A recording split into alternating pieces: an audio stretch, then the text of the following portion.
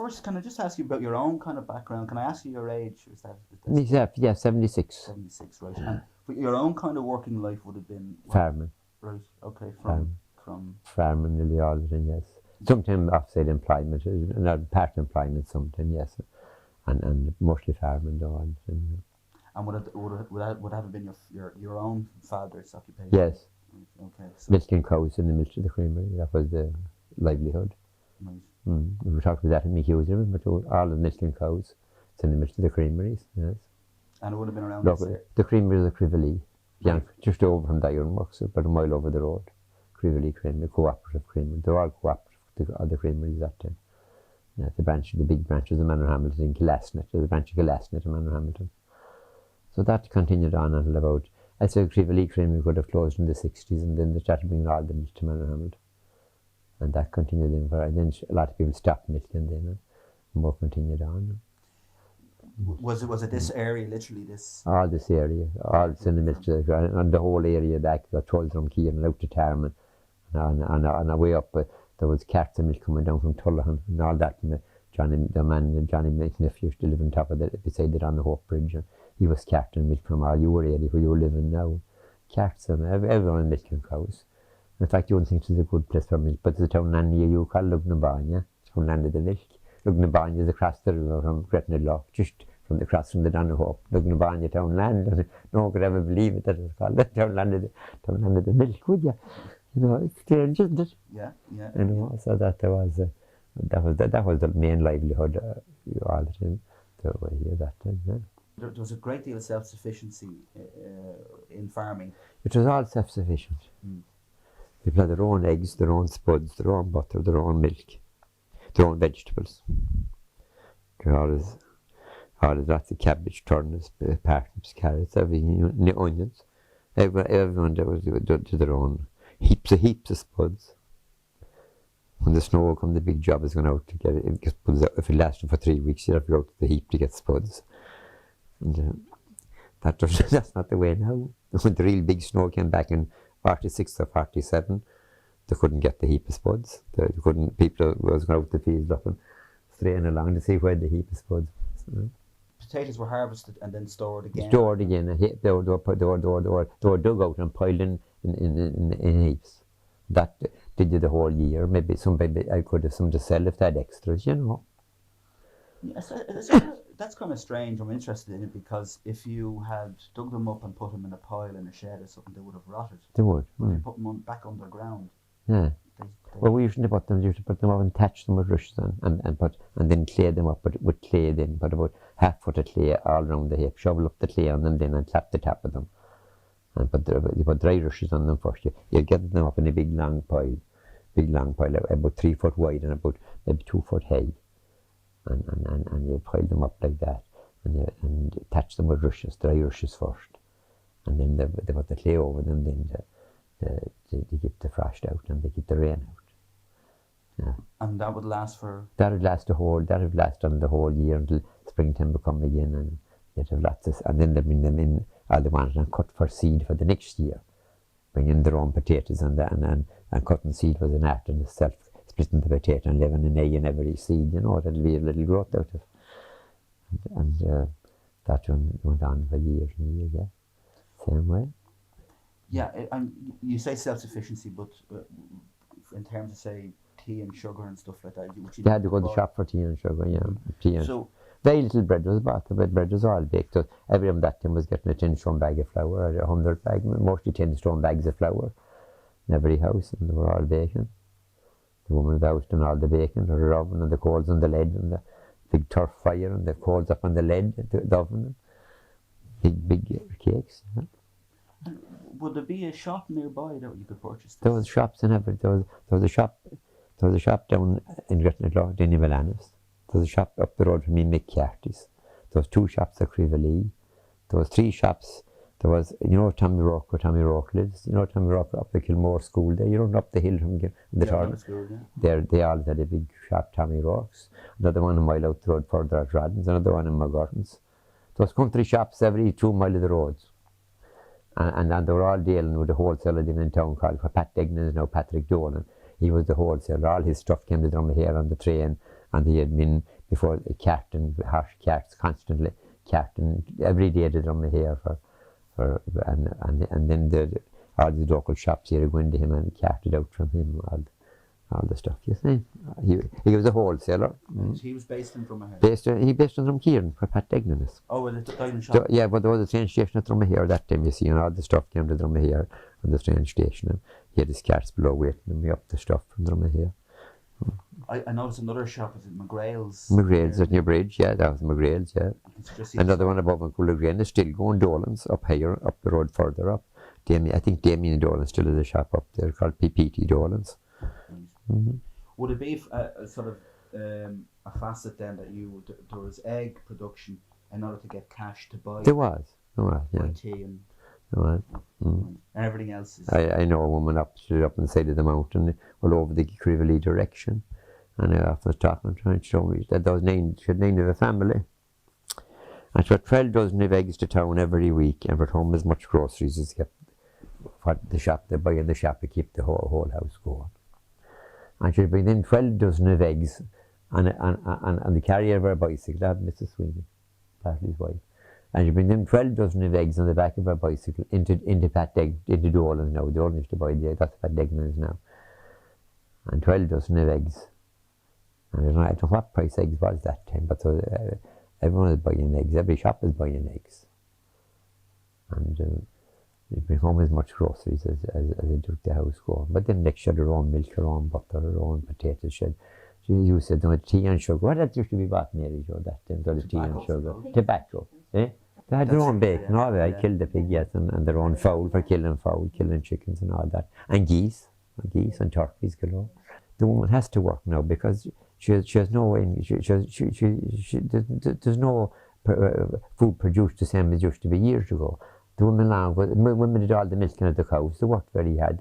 Most of the women used to milk the cows and churning 2 or 3 times a week. And they hadn't to buy everything the same as now, you see. And there are no telephone bills, no electricity bills. Lamp oil, a gallon of lamp oil, I suppose, to anyone nearly the most of a week for the old side lamp you're tying on the wall. Every shop you see with the Royal Daylight, a big sign of lamp oil. Now it's any more signs. You see them yet someplace, you know, Royal Daylight. Up at every shop you'll be passing by, nailed up on a tree outside of the house, selling paraffin oil, you know. So as you say, you only need money. So that they only need the money. They hadn't much to buy. So the woman knows everything to buy, and she just knows butter and milk and eggs and all that. So would it be you bring eggs to the local shop, and the local shop might go to Dolan's, as you call it. Yes. And then yes. That's the way it would work. There was a man up on Ballard, John Byrne, used to collect for everyone and send them off. He had a big truck and used to sort them and grade them outside of Drumkeeran, John Byrne. Degler, they used to call it. Degler, because he was always collecting eggs. that was his nickname, Degler. And he used to collect eggs in all the shops all round about. He had a little pick up and he'd go down and he'd collect all the, and he had lads working there, sorting the small and grading small eggs and big eggs, and then he used to send them off wherever they be. And off from that. They were all free range eggs. So that is the way now, you know. Would I just kind of thinking, would cash actually change hands, or would it literally be, here's a dozen eggs and here's... Well, it could. Well, it depended on, she got so much for her eggs, we'll say, or 12 dozen of eggs, and she paid so much. We'll say, now we'll say that she got €50, well, maybe she only pay 40, but she'll have 10 cash back, you know. But that's the way it was. They'd make up the price of the eggs and the pay, and then they'd make up the price of the egg and make out a total bill, and that whatever she was coming to her, she'd get it. Would there be ever credit in there would be lots of credit. There used to be lots of credit.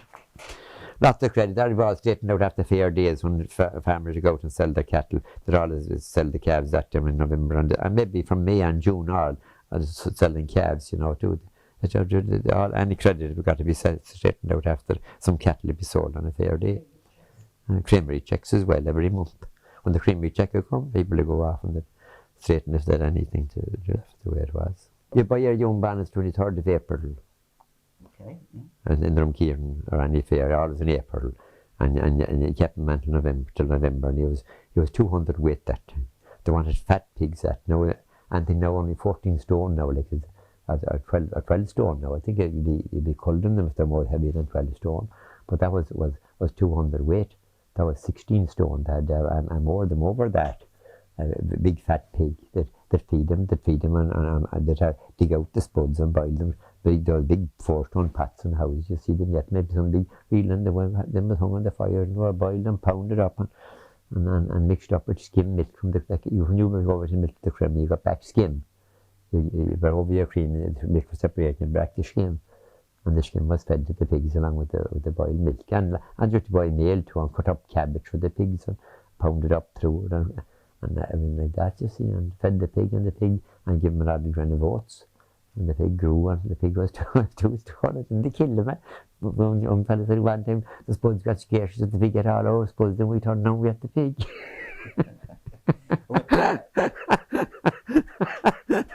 So it was going to just turn about, you see.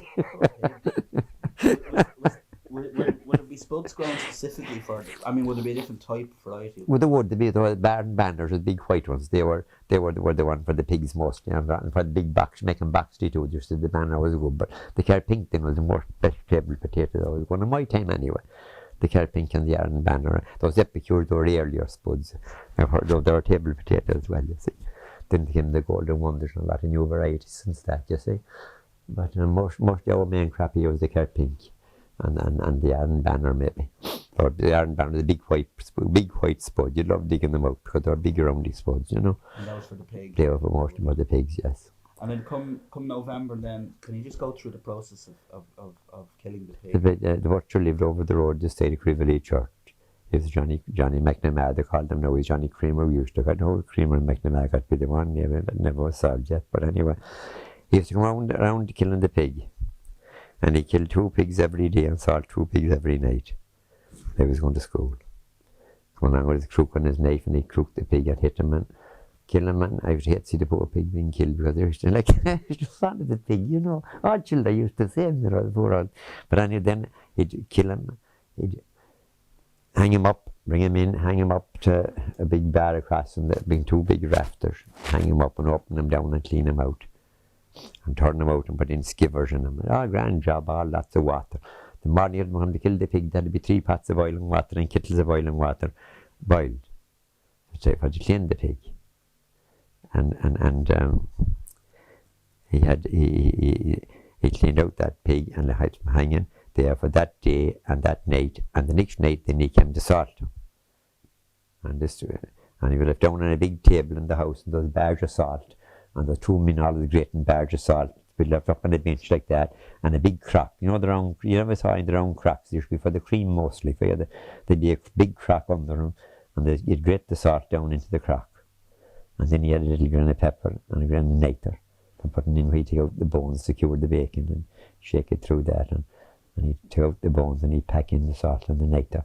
And then he cut it all in squares. And he had a big box there, and prepare it for often a UTA chest. And then he cut it out in squares with that cushion. And he packed it all down one after another, cut off a little side bit and packed it in no air. Pack it, you want a little bit for the side, he'd cut a little bit like that and pack it down there. And he packed that box, and then there was bags put on top of that and weights put on it. And just left all at the back door because there was holes in the bottom of the box where the salt would be dripping out to seep out on the streets. And then in 3 weeks' time or more, maybe a month's time, that bacon would be lifted, the salt would be scraped off it. And it'd be all scraped off and put back in again and just cured. And the bag put on top, no more need for the weights. The stones of the weights was taken out, those on top of it. And that was the bacon. That fat bacon. People used to eat a lot of fat things. And someone said lately it's good for you. You know, the pan and the oven that time on the fire, and even you go in the house early at night, the oven would put down and beside the bacon took down and a good square of a cut and sliced and fried there and fried away. Lots of fat. It didn't kill the people either, you know. No. What? There's no cholesterol that, of course. Sorry, I'm interrupting. There's no talk about any cholesterol that. Right. I don't know how it was, but it wasn't. It wasn't. I think you say, yeah, it's probably, yes, it turns around, doesn't it? It's good it is. Well, I don't know what it is. I saw some doctor said lately, I read that the fat is good for you, surely. Yeah, the fat is good, yeah. What about the other parts of it? Is it All the bones are taken out and heaped again in big crocks. They're very similar along the top of a table. And they'd all be sorted and they'd be all left there. And you go round in the next day, the youngsters go around the neighbour's house with bones. So many bones, a couple of bones to every house round there with the neighbours. And the big head, sometimes it would be cut off and brawn made of it, boiled and made brawn, and more times it would be raffled and cards, and somebody would buy it. They'd be around the countryside, we have a game of 25, a big raffling house on a pig's head. Just for the kids got having a game, getting ready for this. But anyway, the brawn was nice. You could make nice brawn out of it. To skin it all out, take off all the fat and good bits off and take away the bones out of it and boil all that meat. And by the pound butcher's meat as well and boil it along with it. And they used to have nice brawn out of it in the house, yes. And there's so much to save the blood too for making sausages and puddings. They give you a killing. Get the puddings, get the sausage and clean out the puddings, the guts of the pig, then wash them and clean them well and pack them in with this blood and oatmeal and something, you know what else you should put in to make lovely sausages. We never saw it now, my mother never did it now here at all, but a lot of houses used to do it. You know, the blood would be, this is for puddings, would be congealed or... The blood would be put through the oatmeal and the milk and the oatmeal. What else made you from the pudding too? No, you would have known a year what at home made it. There used to go something else along with oatmeal and it anyway, and make lovely sausages. Yeah. Yes. How long would that last? Would it just be the one pig or two pigs? That one pig you do want any family for the whole winter anyway, and well into the summer again. You see, they wouldn't eat as much bacon as it appears in summertime. It lasts up in the month of April or May anyway.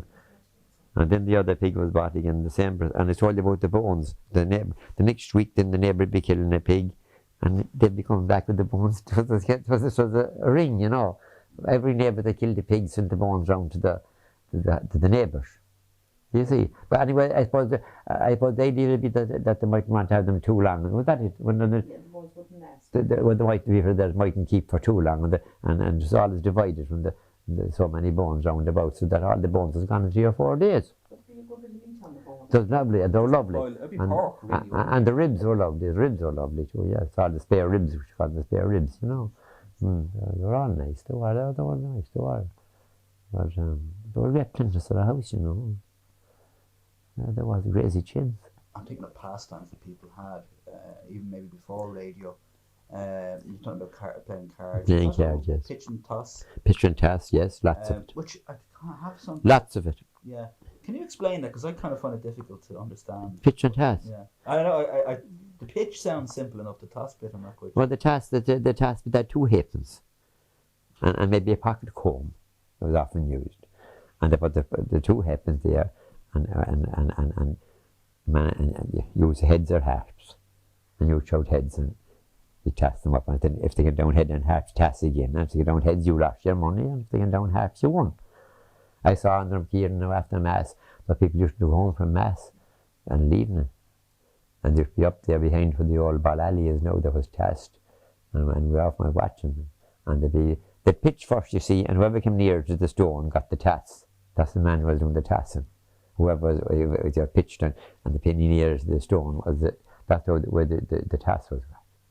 And there'd be a row of people round about them now, and every 2 would betting one another.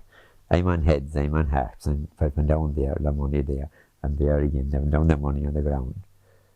And the man tossing, then it had to be so much more thrown into him for heads or halves. And so you should toss them up in there like that, and down they come. And if there were 2 heads, he won. If there were 2 halves, the people that was betting at him. So if one was heads and one was harps, that. If one, so they have to throw again, a head and a half, yes. And there's only 2 halfpence now, just all this. There's only 2 coins. Just 2 coins. And everybody bet on that. Everybody bet on the head. It was a simple game. Okay. It was a simple game. And was it serious? But it was nearly all big old pennies they were betting that time, you know. You know the big old, remember the big old hin pennies? You never saw them. Oh, I did. You know them well, yeah. Well, the big old pennies they were all betting. And had to go high or something, maybe. Might go into 6pence or a shilling. But that was the money. You see piles of pennies. Pitch and toss. I do. I remember it in Dublin. People. I mean, I was very, very young. and the police came along a couple of times and stuff. Did they? Yeah. They're going heavy on it. Seemed to be Going heavy. They're going heavy on it, yeah. Would it be kind of a serious heavy thing? What did you know? I never saw it heavy in them here. Never. Never saw it heavy like that. But I never played much pitch and toss, strangely enough. I started like playing cards, but I never played much pitch and toss. Sorry, you mentioned the ball alley. Is that gone? Yes, ball alley was gone. They're going to build another ball alley, I think. There was a ball alley there. The 4 new houses built up to the post office. In Drumkeer, yeah. The 4 houses gone up there now on the track of the ball alley. That was the ball alley. I was there for years. It was up in 1927 or 1929, and it was up with local labour and all. After they're all playing handball. Those 4 playing handball there again every Sunday after Mass. You would stand there and watch them for hours after Mass in Drumkeer. Mass about 10:30 or about 11 o'clock.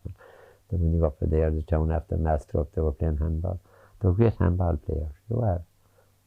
But it was near the public road, of course. The ball used to, and then they walled it up for a while. The ball used to come out across the road. It shouldn't suit now, all the traffic and cars now, because it was open in the front, out to the road, 2 big walls and a big high gable, It's strange, every town seems to have a ball alley. Every town that time had a ball alley, isn't it? It doesn't seem to be as popular. GIA is very popular. Well, it's not as popular around Leitrim as football, of course. But it used to be. There was ball alley in Drumshanbo too, in the past years ago. And there was ball alley, and there was a ball alley in Drumkeer, and the ball alley this side of Sligo, and that's the ball alley this side of Sligo, Mary Jo. And that's they're along the lake, just before you go as far as the lake. I see that's gone this year too.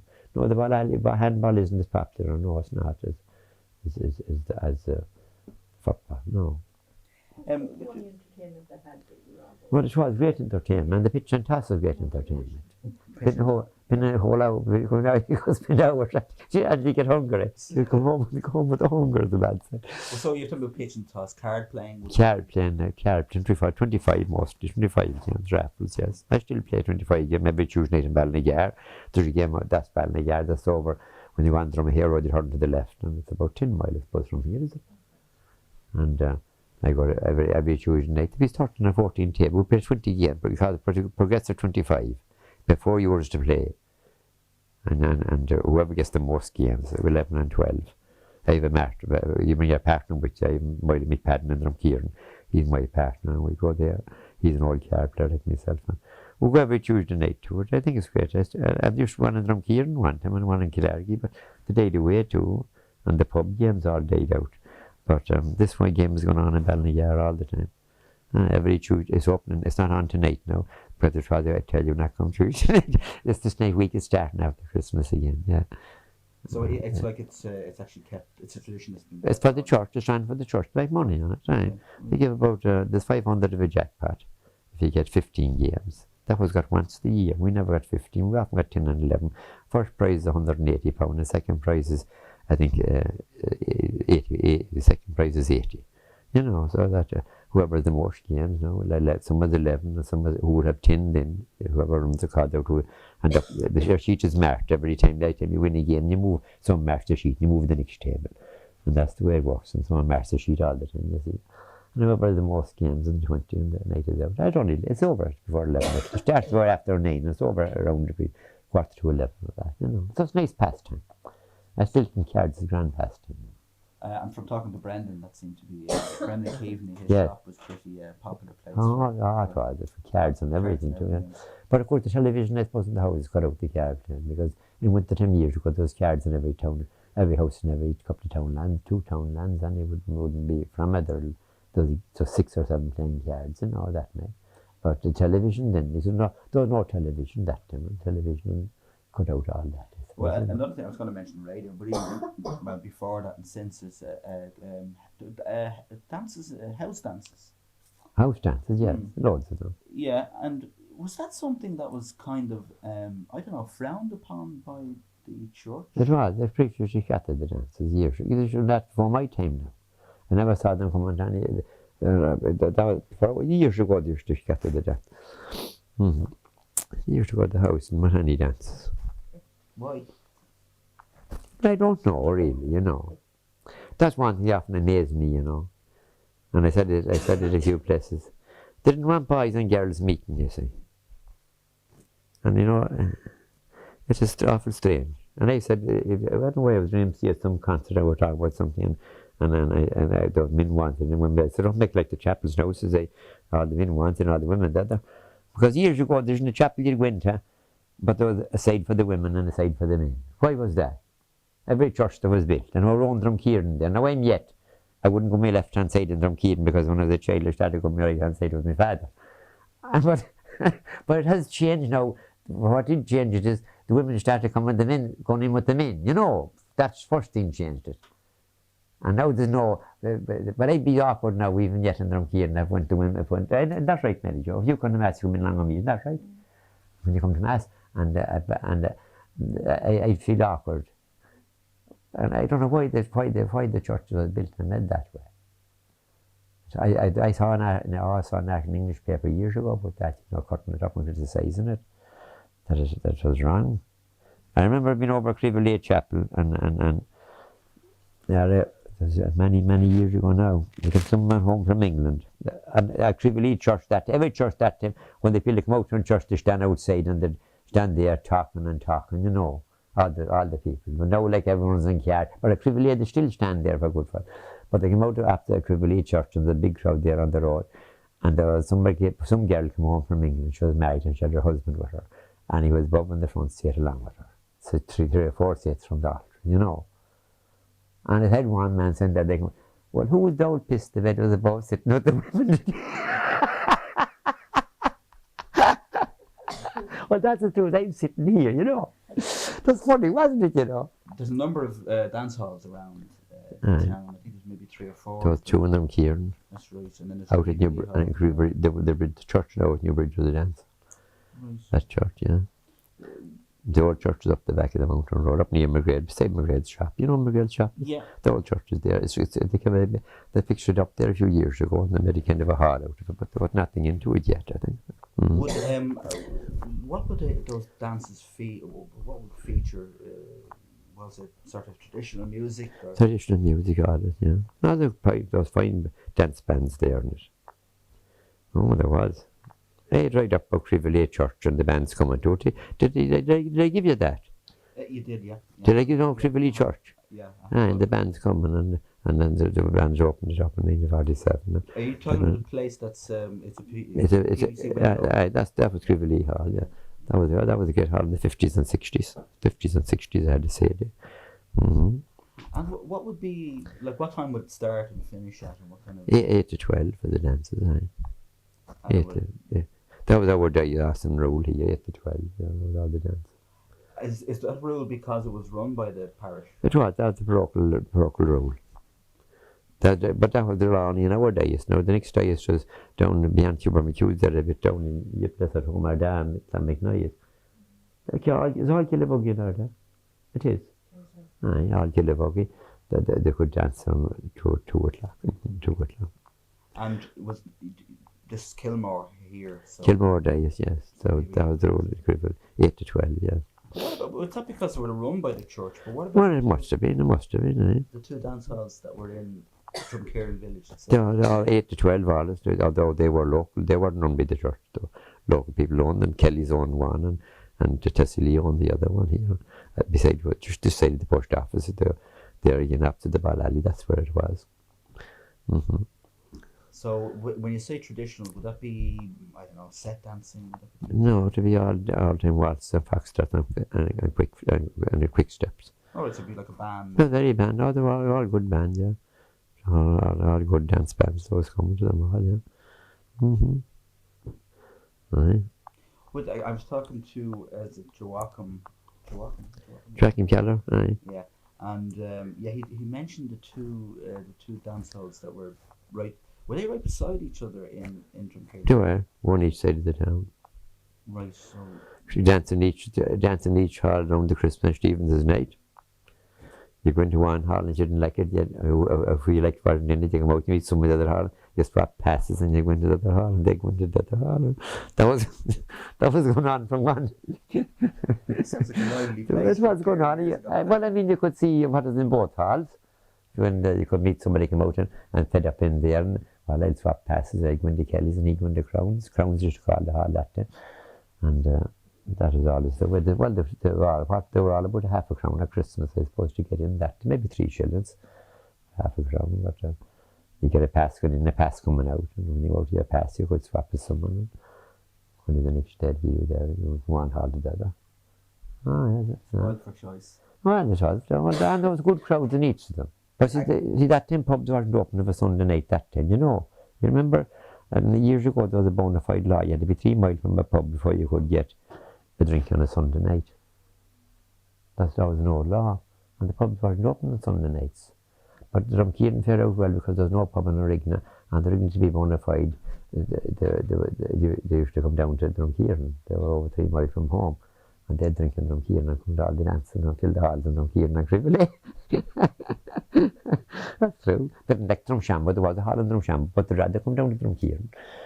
And if there's no, I suppose, Sunday night and the pubs opened, like, the cold grows in the pubs now, they don't want to leave them at all, you know. They wouldn't. Cattle on the market and fairs that would be held in Drumkeeran. Well, obviously, that was a large part of your. That was the big part. There was a fair every month in Drumkeeran. There was 2 in January, one the 5th of January, one the 27th. And there was a fair every monthly fair in Drumkeeran. And everyone ended out to Drumkeeran selling cattle and so on like that. And would that it'd be the 5th and the 27th. It wouldn't matter what day that was. It could be a Wednesday. It could be Wednesday. The 5th often fell on the 6th. They often fell on a Sunday. And to be held that the 6th of January, no, but a holiday, used to often be the fair day. If the 5th fell on a Sunday and the 6th was Monday, the fair would be Monday, the 6th the holiday. You know, yeah. No fair of a Sunday, you see. But and the same Easter Monday used to be fairs in 2 in April. There should be fair in April, another fair Easter Monday. Every town had a monthly fair that time. The old Mood Almanac goes out to them all, listed them all. You remember, you often got old Mood Almanac, old Mood. We used to always get it. We saw at the fair day, and you see this old man shouting, old Mood Almanac, big turf fire, and the lamp lit in the correct Charlie Fair's Vale of 19 so and whatever year it was. You know, I'm up this can. Every almanac, every house had an almanac.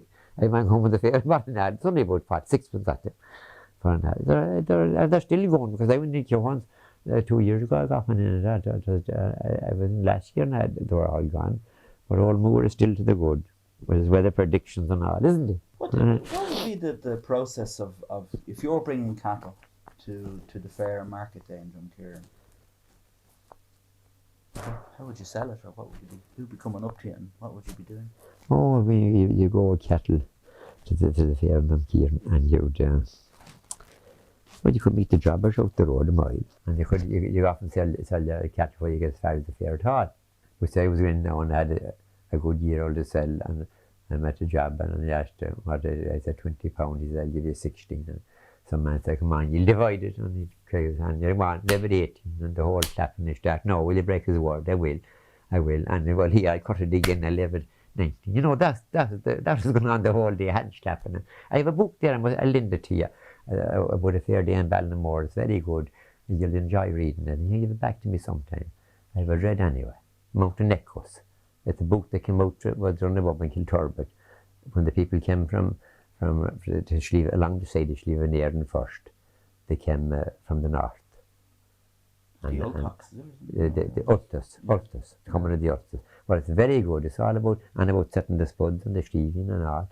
And I'm going to be back something and drop it into me again. You can get it photocopied if you want any of it. Yeah, but it's all about, if I'm talking to you, and killing the pig is all about killing the pig. So I enjoyed it really, because I was glad I bought it and I was glad to get it, because I know good of that country up there anyway. But there were 3 weeks coming from Donegal to Dowra. They came up to Petticoat and Ballantrae and on this way, and some of them said to Slieve and Éireann and more of them.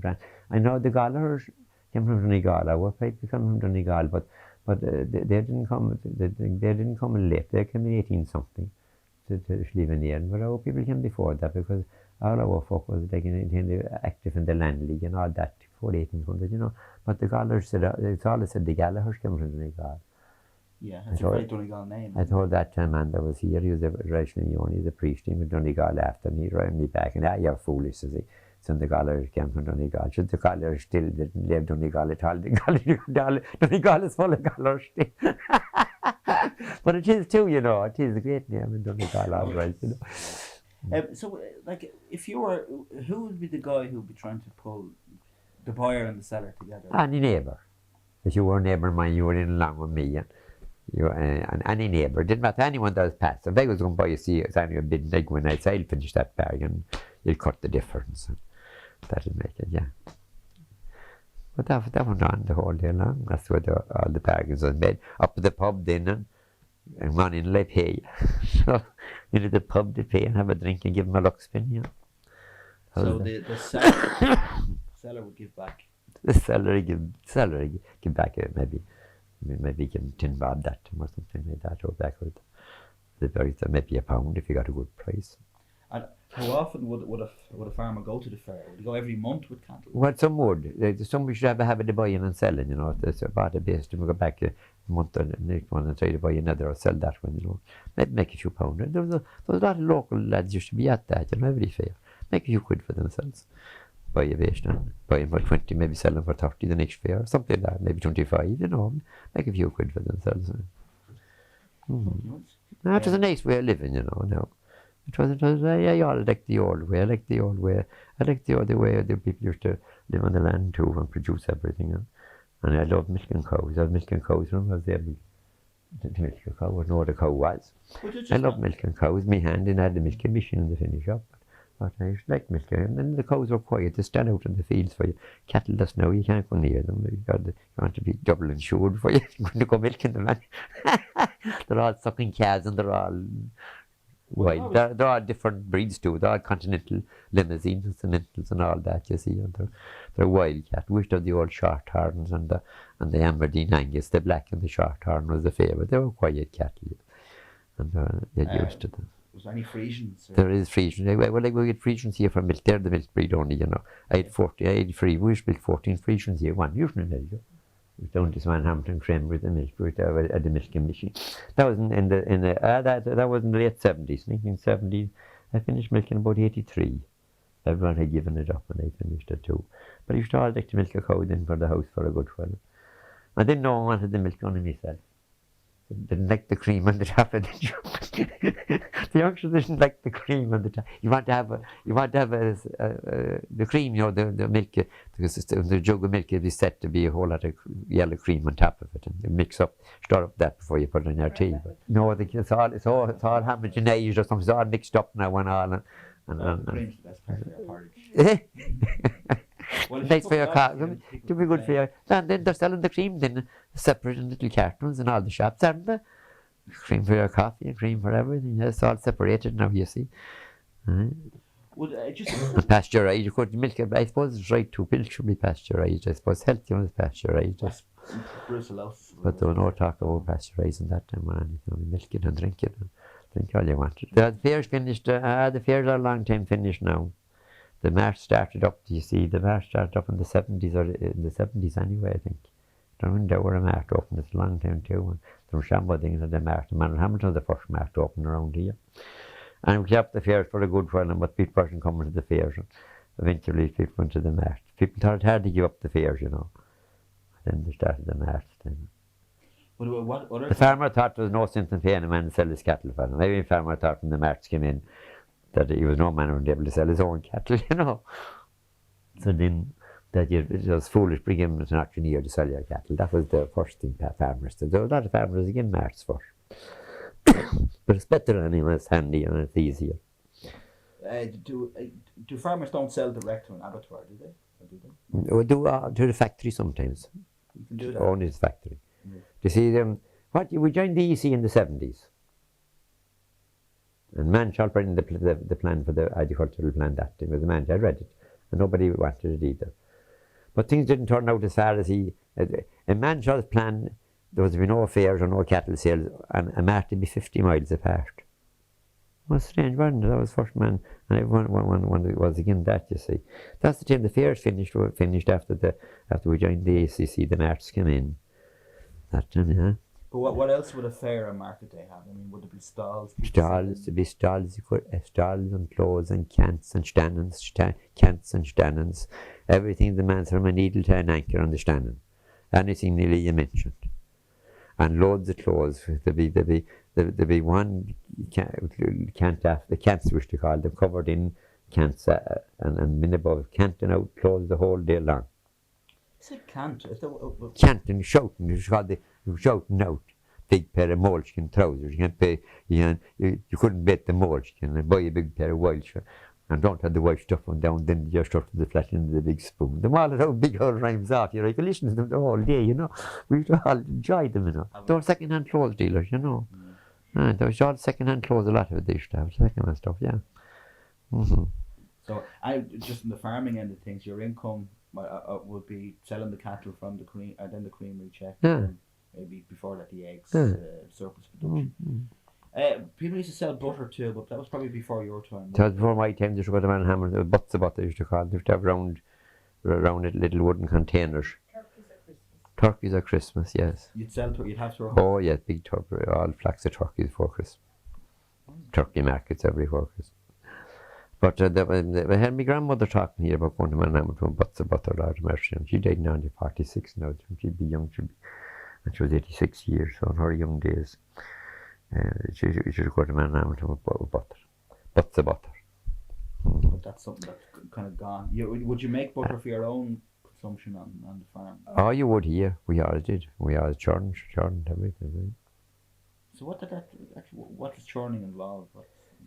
Churning, you left the milk till it got sour and thick. Then you burned the churn, and churn was a big round. The Cooper made the churns, and he made it a big round churn, and he put it up straight, and then he made a cap, and he put the cap on it round, but the mouth was wider than the bottom of it nearly. You know, there's a hollow in the middle of it made, and there was a wooden lead made for it, and a hole in the centre of the wooden lead, and then there was a churn dash. It was made like that, timber like that, just 4 bits of timber and a hole in the centre. And it was about 9 inches every way you look at it. And there's a wooden handle in it. And that was put into the churn, and this lead just put the hole in the middle of the lead of the churn, and that was fitted down on top of it. And those churn cloths then put around the churn to keep any milk from splashing up.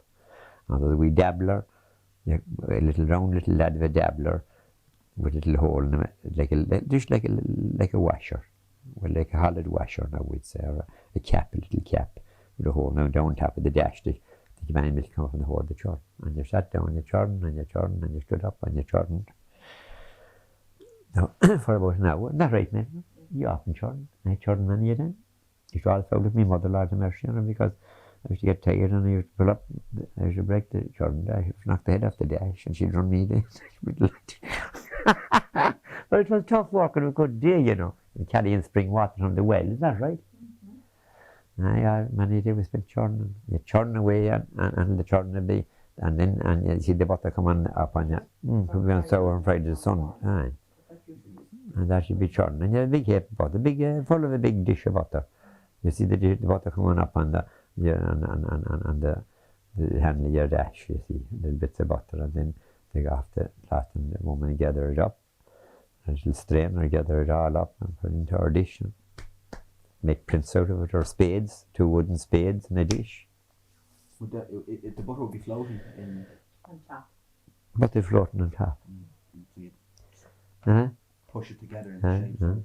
I did a bit of that for a man that did like a folklore, the way we used to live long ago. That was the version of it. We churned a few times every week. I always took a turn, for the churning was heavy work on the big old wooden churn.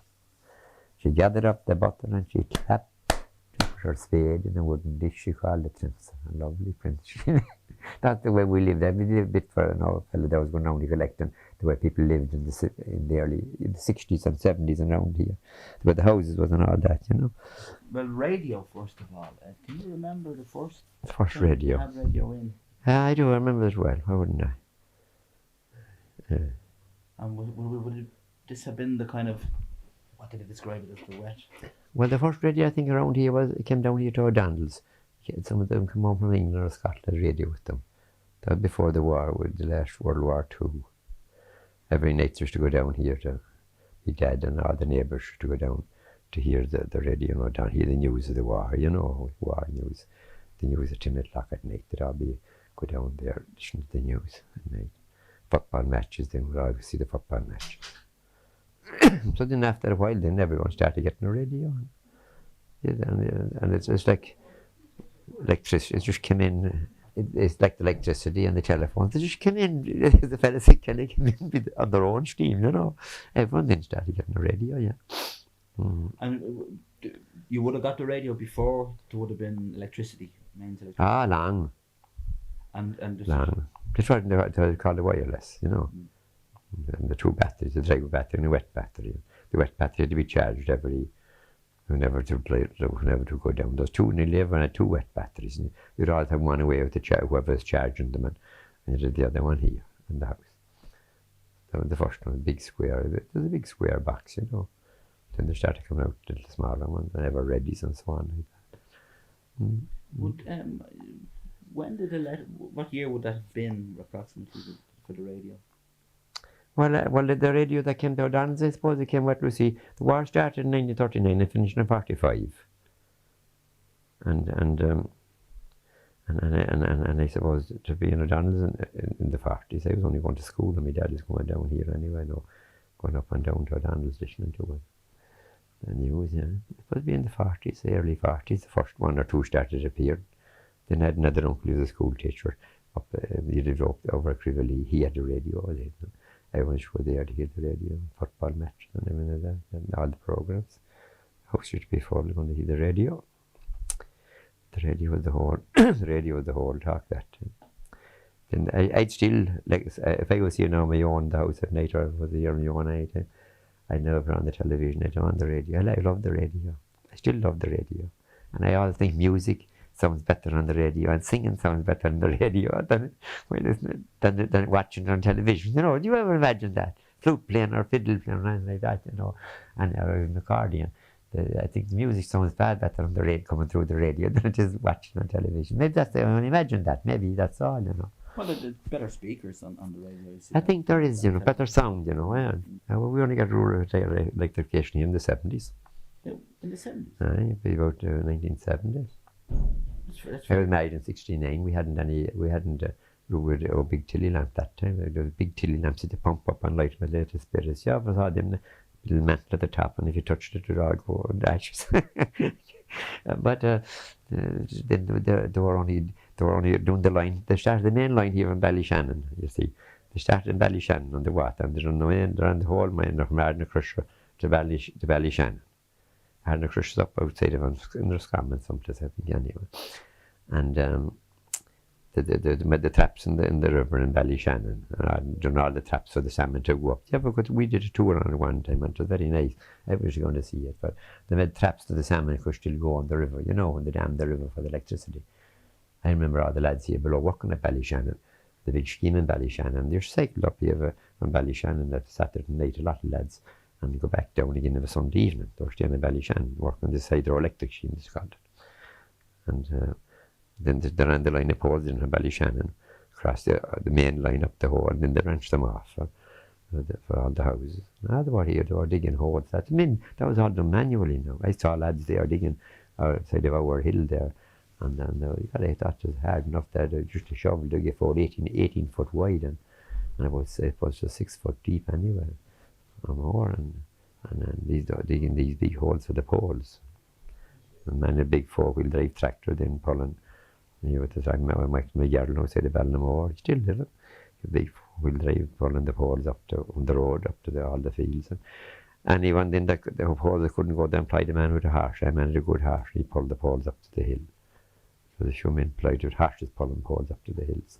Why was it so late? It's a good 15 years after most people, or even the village of Drumkeeran would have got it. The village of Drumkeeran got it about 5 years before us.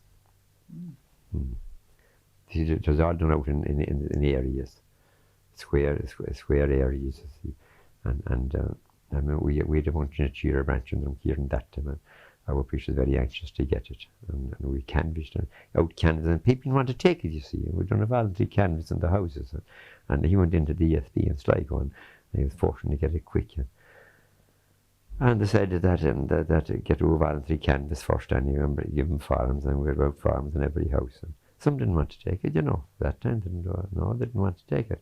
And sad enough, when we had all the canvass done, and when it came, we were just outside of the line. The line cut across about a mile down the road further, you know. So we were at the next section it came in, you know. But anyway, eventually, you know, people was anxious. They didn't want to take it. Some people was afraid of it and they knew nothing about it. And that's true, you know. It came into every house and it's awful dangerous. And people never was educated about electricity, were they? You burn the switch on the wall and that's that, you know. You often amazed at that too, you see how it did come in, you know. And people weren't educated about it. Very little pamphlets about it. The ESB, come on, they don't. The officers in Sligo, the head after. I remember Father Duffy, so I used to live in Ballinamore. And he was very anxious to get it. And they had them out in Drumkean talking. I remember well too, we told about the ground rent. And they told us a lie about the ground rent. The ground rent we were to pay for electricity was only that for 14 years. It was to cover the cost of bringing the electricity to your house. And in 14 years' time, that'll be paid and that'll be clear. Instead of that, the ground rent stuff every year never was done away with. You know. Is it the standing charge? The standing charge, we call it now. Well, that was ground rent. Yeah. €90 a year. They came here and they measured all the buildings, you see, before you got the electricity, and they put a standard charge in on whatever electricity, whatever you would pay every 2 months. So that, I think it's every month now to pay electricity bills. And I remember well saying that and telling everybody that in 14 years' time, your standing charge, your ground rent will all be done away with. People thought it was expensive, you see, first when they're going to get it. But indeed it wasn't done away with. Nothing, no charge ever put on it ever took off. Telephone. It all goes up more and more if I know anything. But that'd be about 1970 now that we got it here, you know. To be that when it came to our area. To be in Drumkean now, I'd say in about the early 60s, maybe 63 or 64. And they had our old powerhouse in Drumkean before that, you know, they used to keep the town going. Where is the power station? Where? The powerhouse? Yeah. The Drumkean? Yeah. There was up the back lane, it's gone. I took away over there. They just cleared away altogether. Oh, okay. Well, actually in the village. Outside the village. Just before you went to the village, the back lane going up. You know, above the chapel there, the back lane going up to the town. This side where the new houses are. Up by Drumkean. And when you go up just above Drumkean, there's the left going up, that brings up to Drumkean. You call it the back lane, it should always be called. It's the back of the pub. The back lane. You go up there straight up at the courthouse up there. That's the bridge of the shop, in fact, up there, that corner. But that's what the powerhouse was, just there. Right. And that was by electricity to the village. It was work. They used to, you know, big type of generator. They used to keep all the electricity going. There was a man in charge of it there. He was Denny Keoghan, and then he used to go down and start it every night and went down and put it off. Then at night again, they put it off 12 o'clock maybe. You would be living the town in darkness. I often left it looking on my bicycle, and you wouldn't see where it was. We used to have our bicycles in the graveyard. And a dark old place it was. That's people are stealing bicycles, stealing their pump and everything. I'm going into the dance hall, we'd all go into the graveyard gate, and there was no one buried up this side, the town side at all that time, you see, and the big old hedge there. And you'd have a bicycle up there. Coming down there at night late. It's all lit up now with the new house and everything, you know. But you go in there late at night searching around for your bicycle and looking to see what's yours. Was your pump? Was your pump and it was your lamp. And I often thought I'd never get out of the graveyard. I'd often say, oh geez, look what I'm now, in the middle of the graveyard. 2 or 3 o'clock in the morning, dark night. Would you have a lamp? I had no lamp. I had my lamp with my head one side of my bicycle. Along the hedge. There's no lamp, look for your lamp. But people didn't mind lamps. That just know, like, she wished to cycle without lights that time, a lot of the time, sure. And now, geez, I wouldn't go on the road now without a light. It's an awful change. Old cars, lights destroyed people, you know. I cycled the country with any lamps, and so did everyone as well as me. And every Lordy and Dower, people summoned for lights and boys. No one could get through Dower at night. It's full of yards. And every Lordy and Dower especially, people find 2 shillings and a half a crown having no light on their bicycle. But the big crowds out that time, you know, like, there's different than now, like, and there's no one in a hurry. You know, and you whacked along, whether you walked or cycled. If you got in a company, you'd walk the most of it. Although you had a bicycle. Mm. So what change did the electricity bring? Sure, the youngsters now, like, they couldn't understand us living without electricity. Can't understand it. How anyone could get on without electricity. And you could say, it's hard to imagine how you would now. I mean, I wouldn't get on without it now because it's an ESB strike now. Everything is frozen here. No light, no cooker, no fridge, no freezer. You know, that's true. People wouldn't get on without it.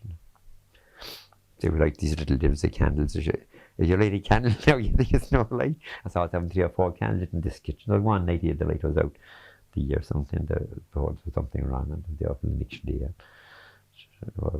Around blind. But now, there's another, just to move on to a different kind of area, which is, I did hear you recite not a recitation, I suppose, about Drumkeeran, the village itself. Yes. The people who used to be They there. used to be there, yes. I think there was there's hotels there. There was a hotel, there was. Pubs, There was a hotel. There's 13 pubs once, and there was 10 in my time. 3 or 4 or 5, 8 and 5 houses giving dinners and teas. Well, then the fair days did away with that. Everyone going to the fair got their dinner or teas. Everyone their own house to go to. It would be once a month. So Once a month the dinner and teas was there, yes. There would be blacksmiths. There was blacksmiths and there was tailors. Hotel. I think you said 2 hotels. 2 hotels. There was one. Well, there was one hotel up on the hill anyway. It's gone now a long time. Is it? Can you give me that recitation? I could, I suppose, but it's bits of it that I haven't, you know. But I could have it that I had anyway. If you can stop or start. Right? But yeah, well, it's a long time since it's composed. The man near Packy Meehan, the next town land to me, that composed that. He died in England in the 60s.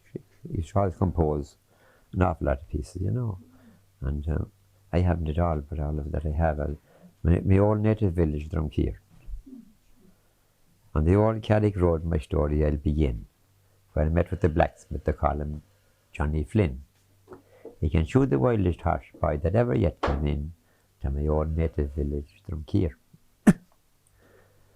If you're going to get married and you choose a fancy rose, you must dress in the fashion as you may suppose.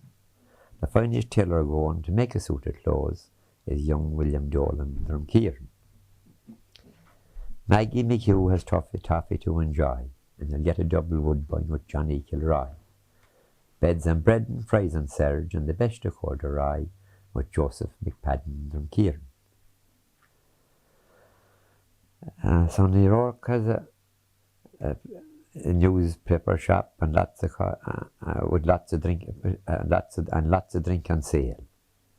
If you're stuck for a smoke, sure he's never known to fail. And the petrol pump is owned by Sonny McGrail in my old native village, Drumkeeran. On the old Barrack Brae, the hotel is in full swing. Jim Kilpatrick is a barber, he can give the new look trim, while his wife plays a tune on her lovely violin, that once famed musician Drumkeeran. Frank Rourke and Philly Cassidy I see as days of yore, with the harsh castle provision at Patrick Doran's store. Munson had a pawn shop, I see it there no more, in my old native village, Drumkeeran. Patrick Ford has a motor car that gives our feet relief, and there stands the barrack with its units of police, and you'll surely get a pound of the best Irish beef with Harry McDonough, Drumkeeran. Francie Rourke has a pub and lots of drink on sale, and if he's there to talk to you, you'll hear a wondrous tale about a fish he caught in Allen that must have been a whale in my old native village, Drumkeeran. The post office at the corner is lovely, neat and tall. Tessie Lee has a motor car and a splendid dance hall. And Tommy Connor is the chauffeur, and indeed he licks them all in my old native village, Drumkeeran. Now, that's as far as I'm able to go, I'm afraid, no? I can't get the one down at the square. But that's now someone that I know of it. I don't know who knows any of that now, to tell you the truth. Sonny Nicholl. I used to sing it on the stage years ago. He used to be in concerts and plays, all this. He died in 1960, I think, 64, 63 or 64, I think. Yes, not a mess. He died suddenly. Yeah. We were looking at some old footage of Drumkeeran, and it looks as if across the road from the Cozy Corner pub, there was a petrol station. Yeah, there was. Yeah, that's McGrail's. That's the one I'm at the selling. Yeah, the petrol station there, the pub. But the council took away the house. Eamon O'Grady in the town, he married McCarmel Dunn. and it was in Nice and McGrail's, and he had the pub there. So then for a while the pub wasn't going right for them anyway, so he gave up the petrol and he sold the house to the county council, and they shifted all the houses that was there. They took away all the pub at the corner. They took away McGrail to the big 2-story house. There was 2 corners in Drumkeeran one time. There was Tessie Lee's corner, and there was there's a small little house at the corner where the crib is. See where the crib is now? No, yeah. That was a small little house. That was the best little house in the town. That was Clown's corner. And McGrail's corner was above opposite in where you used to the petrol pump is. And when Matthew come over in town to see someone either at McGrail's corner or Clown's corner, you know. That was kind of a meeting place, those corners, the town. The same as Kenny's corner in Manor Hamilton. Now it's a noted place. That's at the Sligo Road. You know, when I went into Manor Hamilton, there was someone standing at Kenny's corner, you know. So, from Keaton, and then they shifted the lot houses. Then there was Rourke's and Johnny Kilroy's and McGrail side of the street. And there are 4 more houses then across from the courthouse over just after where the health centre is. Small, and houses of people living in them. The council's done away with all. They shifted all then to make place for more houses, you know. And when they took out that was very narrow corner going round as you come on to our shop now. When they come up the town, it was very narrow there. It was a danger, they were saying. So they shifted that, bought that off Eamon O'Grady, and shifted to go away all them corners. They're in the about the 70s now, I'd say. And the other corner below, where Tessie Lee's house was, that was a lovely little house. It was a wee thatched house. There's only one room, and the gable was looking up, the door was looking up the street, and it was all the papers Tessie Lee did. And it was a Fianna Fáil house. And every one minister and TD that ever passed, from the first daily day Sinn Féin started the step in politics, everything was made out there for the whole election. Stephen Flynn was a TD here for 30 years. He lived in Cardiff. And that was his house, you see. And this little house was there, and everyone should be in and out to it. And I must tell you about that little house now. I was driving the school bus for the Dohertys. I was coming down the house the street when they were passing it. And I did a wee bit of a poem on it. I must say it for you. This wee house in Drumkeeran. Everyone thought it was lovely. I done much for the kids on the bus, you see. So down the main street of Drumkeeran one evening. Now it was in the 70s, the late 70s, this was demolished by the county council. So down the main street of Drumkeeran one evening I carelessly strode, where workmen were busily clearing the remains of a happy abode. I first thought my eyes were deceiving as I stood engaged at them so long, for I couldn't bring myself to believing the wee house at the corner was gone. I thought of the chairs on the table and the kitchen so cosy and neat, and the doorway was built in the gable to give a good view up the street. Every day we'd call in for the paper. Good crack we'd always have there. You could talk about every foolish old caper in that lovely wee house at the square. And when elections came on for the All-Éireann, since the first early days of Sinn Féin, 'twas inside there they'd all be preparing the best way to run the campaign. And every famed politician, when passing 'twas in there he'd call, but this wee house was steeped in tradition, with the Valera hung up on the wall. I couldn't help myself feeling weary as I watched this wee house tumbling down, and I thought of the people so cheery that brightened the life of the town. God rest their dear souls up in heaven, I muttered my own silent prayer. We missed them when they left Drumkeeran, now we'll miss their wee house at the square. Seldom I get sentimental, but I felt that I wanted to cry, for memories began to torment me when I thought of the days that's gone by. Then a youngster came on whistling lofty, and asked me was anything wrong, and all I could do was say softly, the wee house at the corner is gone. Very good. That was, well, you would be in there, you know, if you'd be there. And there's only room in my kitchen underneath and whatever, and upstairs in it. But it was getting shaky, and the council test, and don't know where. And you never think now to look at it, that was a site of a house. If you look at it now, somebody passing the town, such a small little site, you know. There is a shop there now, though. Very door is beside it, yes. Oh, That should be Burton's of all, yes. It's a little shop. The Burton's all for the shop. Meeting house as well. I thought from that's Market Square. Market Square it's supposed to be. That's the Market Bar then below the pub, Kelly, Wynn's pub now. That should be Kelly's Market Bar. It looks as if there was nothing built there in the 70s, but there was. Do you remember the film? It looks as if there wasn't too many houses built. There wasn't. There was the big house below Opposite Winds was built in the 70s. That big Philly partner is living in it now. That was a small little house, a small little shop. And there's a tailor living in it years ago, McGivney. And there's a small little shop.